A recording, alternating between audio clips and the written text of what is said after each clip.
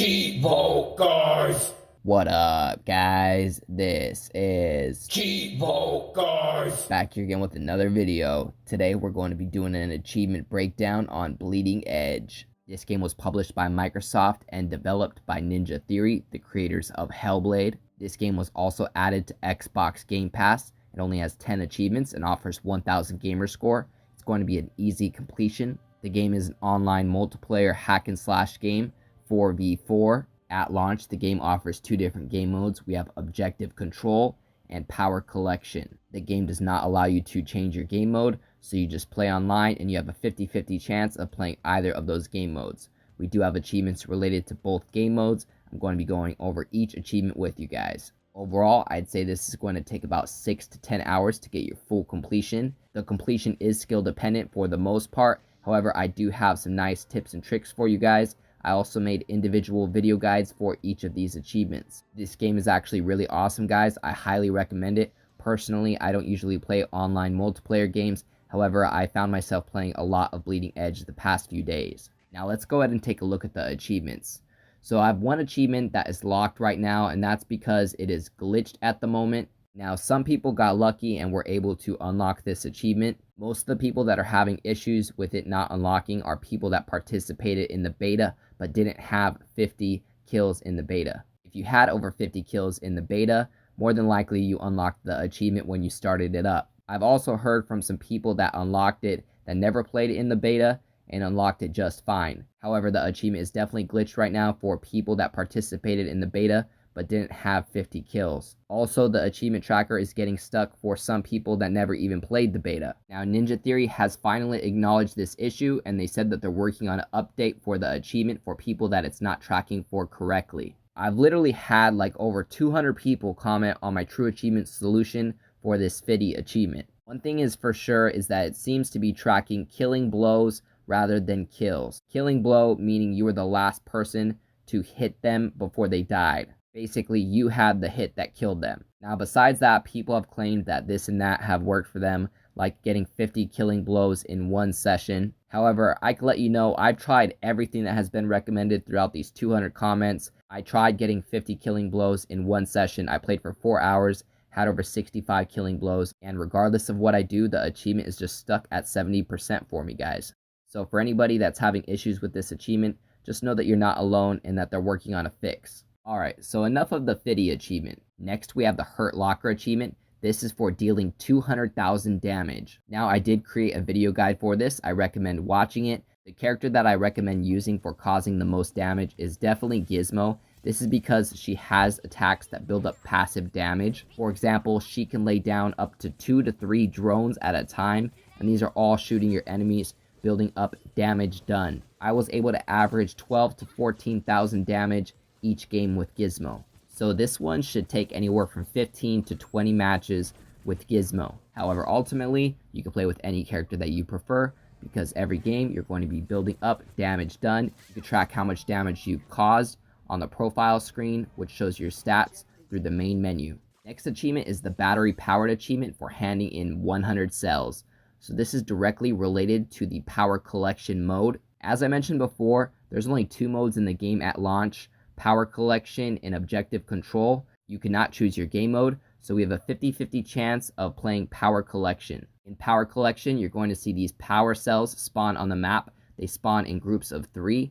Typically in this mode, you'll find that most of the people just group up and start fighting each other because kills also count as points.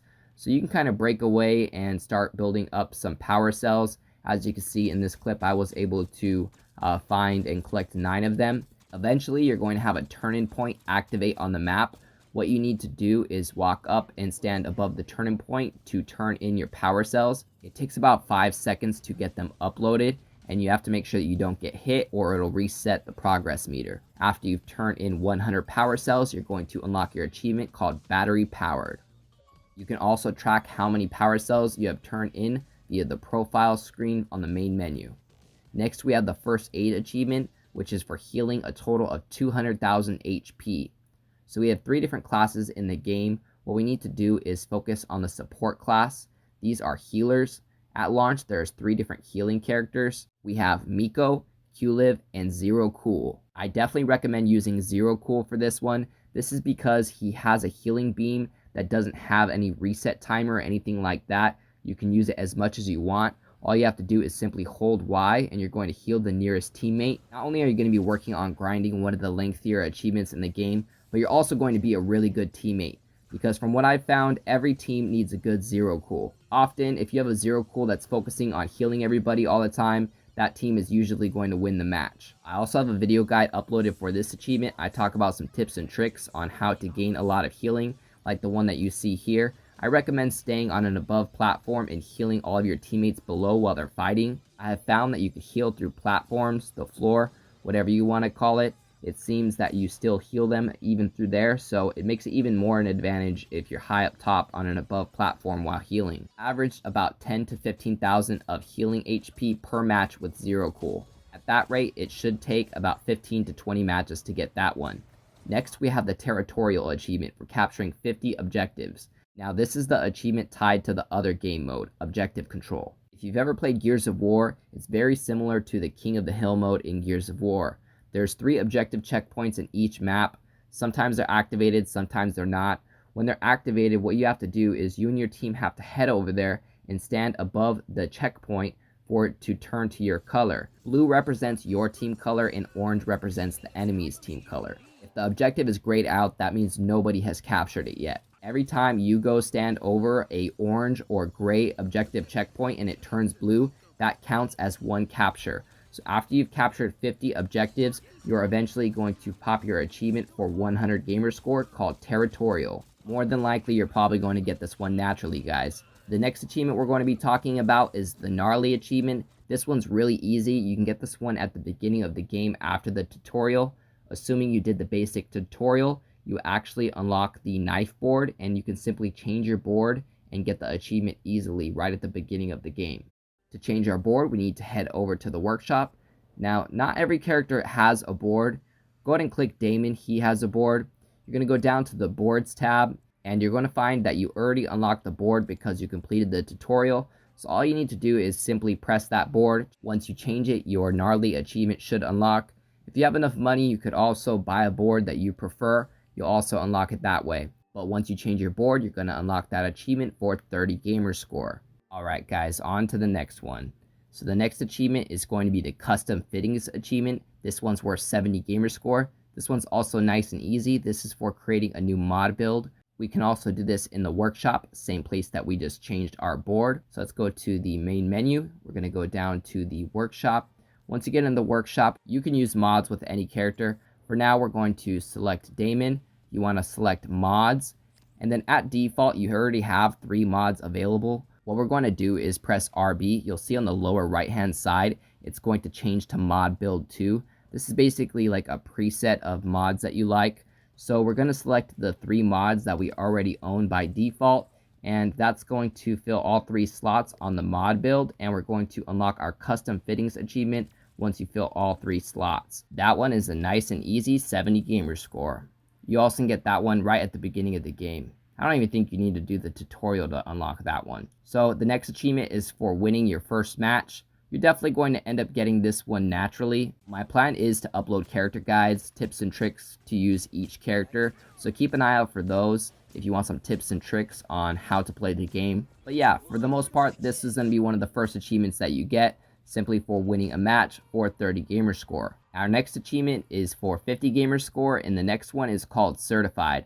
This is for playing all of the tutorials. Now, when you start up the game for the first time, it's automatically going to prompt you to play the tutorials, but if you miss them, you can go down to the training tab at the main menu. From here, you're going to find that there's 4 different tutorials.